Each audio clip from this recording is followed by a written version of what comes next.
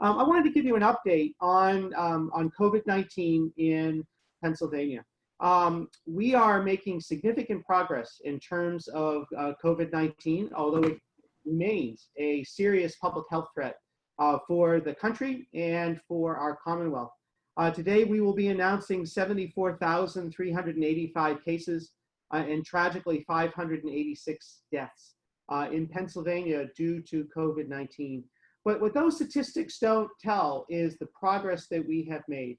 With the leadership of Governor Wolf and Mike Brunell and really the entire administration, we have been certainly, we're successful in terms of bending that curve, that previous exponential rise of COVID-19 in Pennsylvania. We continue to see less and less new cases of COVID-19. Today it is 443, one of the lowest numbers that we've had in terms of COVID-19, and that is really throughout the state, even in Philadelphia and in the Southeast. With the success of the governor's stay-at-home orders and those efforts, we have now embarked upon a phased reopening in Pennsylvania, and we've had, as you know, a red, yellow, green schema to do that. Today, all of Pennsylvania is either in yellow or green. Red was the shutdown. Yellow is sort of a partial reopening, but yellow means caution, meaning we still have to be very cautious about spread. And then green is a reopening to what the governor calls is the new normal. The new normal is that even in green, we need to all wear masks when we are out in public and seeing other people. We need to be vigilant in terms of washing our hands and using hand sanitizer. We still need to practice social distancing of staying 6 feet apart as much as possible. The term that we are using now is to stay very alert. COVID-19 is still in Pennsylvania. It still exists. It is still a very contagious respiratory virus, and we need to do everything we can to prevent the community spread of and increases in COVID-19, even when we get to green. So today we'll be announcing actually new counties that are going to green, and by next week, actually 2/3 of the state will be in green, and then we'll be continuing to move in that careful, iterative fashion in our phased reopening. At the same time, we are working on a containment strategy for now and in the future, kind of boxing it in. I think that's a good metaphor. If we see cases of COVID-19 with expanded testing, then we will do case investigations. We will do those patients who are positive will need to stay in isolation. We will find their contacts and then do contact tracing, and then those people need to stay in quarantine to box in COVID-19 to prevent widespread community transmission of this virus. And we're going to significantly expand that as we move into the fall. We are concerned about the potential for significant increases of COVID-19 in the fall. That has been seen with previous pandemics, although there's never been a coronavirus pandemic. So we'll see, but we are working to be prepared for increases in the fall, which at the same time will be when flu season starts. And so we're going to need to work on two fronts in terms of preventing those infectious diseases.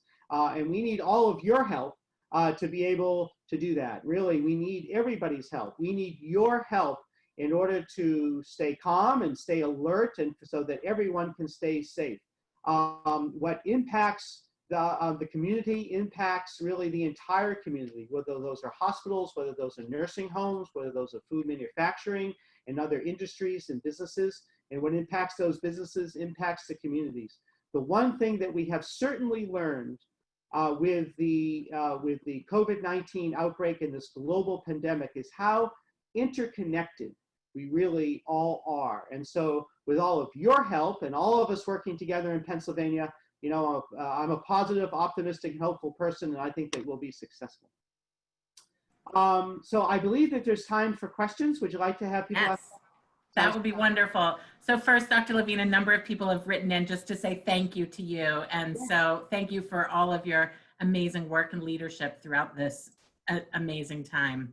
Thank you. I want to start with a question about how we calculate in the Philadelphia area specifically, how do we calculate the number of new cases that would be permissible in a day? If we use the number of, we're looking for 55 cases for every 100,000, but Philadelphia has about a population of about 1.5 million.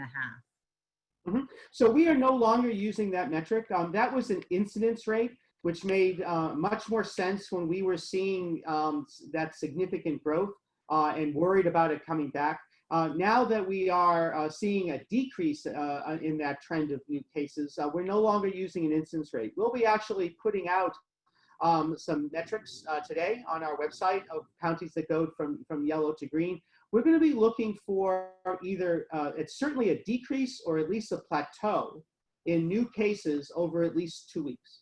And it has to be at least 2 weeks. So 2 weeks is necessary, but not sufficient, because we want to make sure that things are still going in the right direction, even though we've had a partial reopening.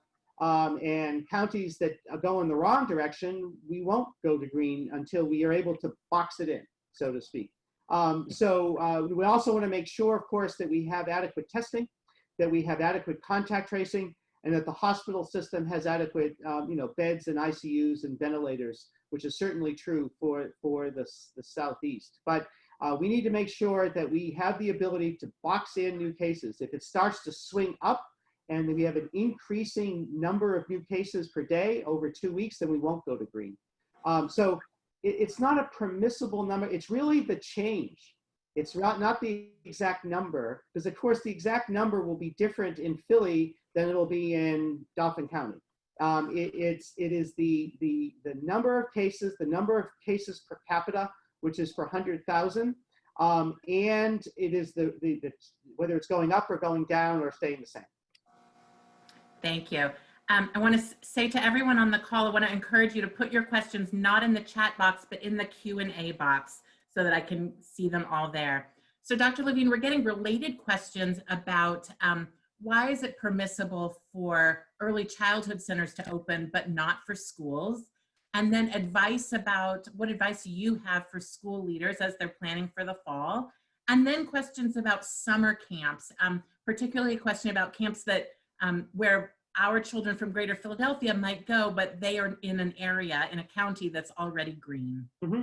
So for early childhood centers, you mean essentially daycare centers? Yes. Well, you can't have people go to work if they don't have daycare, because then families can't go to work. And so there have been guidance put out by the Department of Human Services, which regulates them in terms of the best practices in this COVID era. But if you don't open up the daycare centers, essentially, then most families can't go back to work. And schools will be able to, quote unquote, reopen July 1st, but that means essentially in preparation for the fall. And so we do expect schools to be open. There'll be a lot of discussion between the districts and the Department of Education. There was guidance put out this week, I believe yesterday, maybe Wednesday, about schools reopening. And so I would go to the Department of Education's website to see those guidance. And then there'll be a lot of course, there's local control, so there'll be a lot of interactions between PDE and the schools. In terms of you said camps, there'll be guidance next week coming out from the Governor's Policy Office about camps. Great. And then for schools or camps or any of these environments where we have our children gathering, when there's a period of an upswing, can you talk about how you predict what you think schools should do at that point? If we start to see that upswing, do we lock right back down? Is there some intermediate measure? Sure. Well, we're going to have to see. As schools open in the fall, with the new normal in terms of masks, in terms of hand sanitizer everywhere, in terms of social distancing as much as possible within classrooms, there's going to be a lot of accommodations made. Given that we will still be in, with a global pandemic of COVID-19 at that time. But if we are seeing increases, again, the whole purpose is for us to have widespread testing. I'm talking tens of thousands of tests a day. Right now, we're averaging around 11 to 13,000 tests a day. I want to double or triple that if we can. And thousands of contact tracers available to really box in any potential increases so we do not have to go back to what we call our mitigation measures. Mitigation measures are the stay-at-home orders for schools or for businesses or for the public. If we see significant widespread community transmission in a county, then we might, but the governor is really committed to us doing everything possible to prevent that. So, I mean, would schools have to close? I mean, it wouldn't close statewide for one area. Would they have to close in an area? We're going to do everything we can to try to prevent that. And are there measures being put in place for contact tracing, or do you think you would just sort of close down one area? Well, we are expanding. I mean, the whole idea is contact tracing is part of that boxing it in. So we have about 400 contact tracers in Pennsylvania, not counting the county municipal health departments, Philly, Monco, Allegheny, Erie, etc. And we want to have thousands, actually, throughout the state. And that's where the governor comes into this civilian coronavirus corps, sort of like the CCC in the, during the Depression that Roosevelt put in. And so that are involved with contact tracing. And we're working on that now. Thank you. We have a question from Carol Irvine at the Abramson Center about point-of-care testing and when that will become available, and whether you think that's necessary in order to facilitate nursing home families to visit their loved ones in a nursing home. Well, so I think it is very much necessary for a lot of the plans we have for the late summer and fall. The problem is that really accurate point-of-care testing doesn't really exist now. There is the Abbott test, and the Abbott test has been heavily promoted by the federal government. The problem with the Abbott test, which is a point-of-care test, is that it has a very high, a very poor sensitivity, a low sensitivity, which means it has a lot of false negatives. That's really bad for a test like that, is that someone has COVID, but the test is negative. We want it the other way around, if anything. And so the FDA put out an advisory about the Abbott test, so we have kind of concerns about that. So it's not worthless, but it's not as sensitive as we would like. What we really need is a very ubiquitous, accurate, sensitive, rapid point-of-care test. And we are hopeful that that will be present, and we're going to do everything we can to promote that, but we'll have to see. I think that that'll be really, really necessary. I don't think that I can require that for nursing homes to let visitors in, because I don't know when that's going to happen. So we actually have a work group talking about that, and we understand that seniors, some who have many either medical or mental health issues or have issues in terms of their cognition, are really lonely.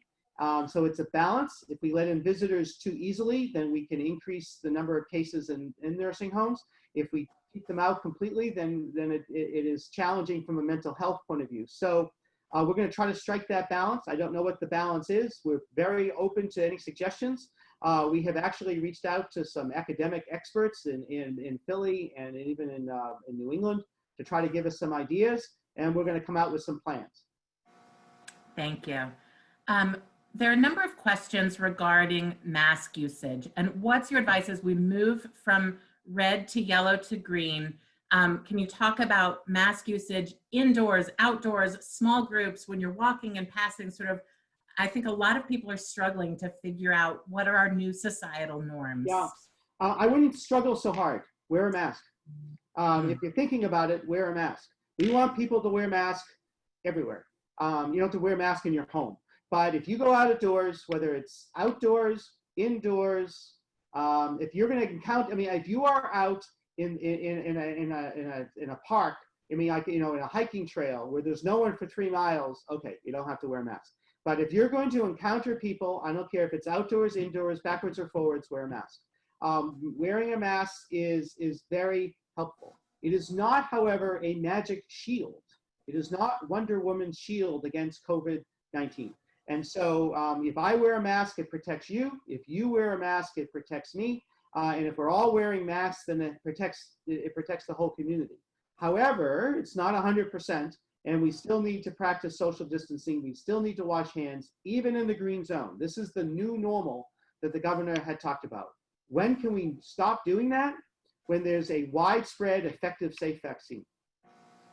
And I can't tell you when that's going to be. Right.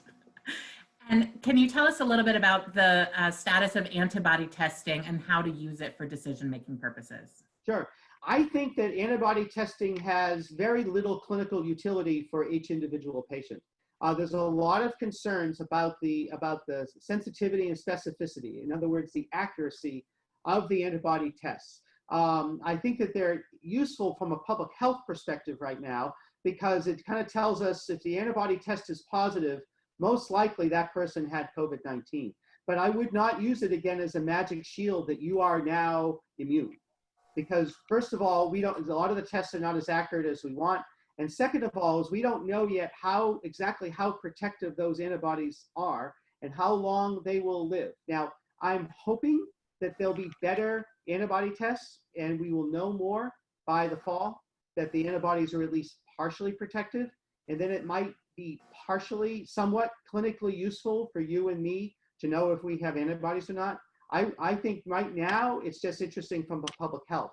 So if you get an antibody test and it's positive, most likely you did have COVID-19, and hopefully you are at least partially immune, but I have no idea what that means. As a physician, I have no idea how to advise you about that in terms of what it means for you and you. It's interesting for us from a public health perspective only right now. Right. Thank you. Sure.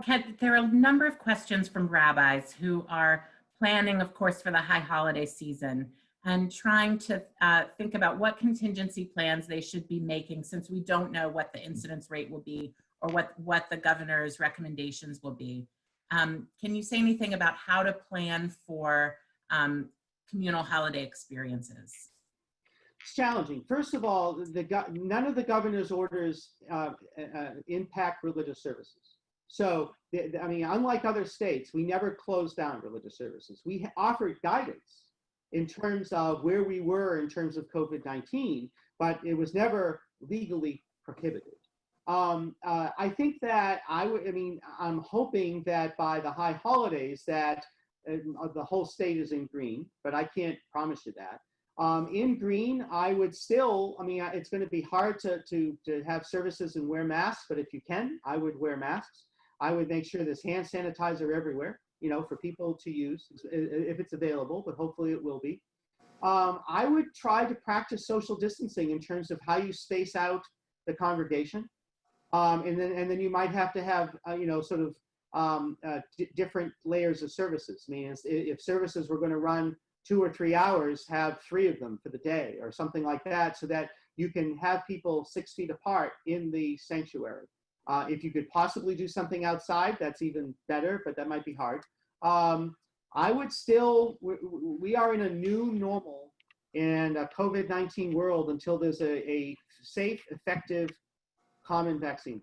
So I would, I think that people need to practice their faith and to practice, for Judaism for the high holidays, but I can't take away the risks of COVID-19. So I would still make accommodations.